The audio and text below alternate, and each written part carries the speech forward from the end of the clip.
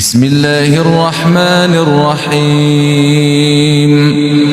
الحمد لله الذي خلق السماوات والأرض وجعل الظلمات والنور ثم الذين كفروا بربهم يعدلون. هو الذي خلقكم من طين ثم قضى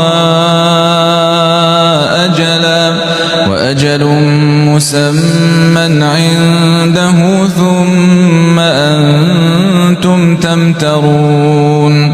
وهو الله في السماوات وفي الأرض يعلم سركم وجهركم ويعلم ما تكسبون.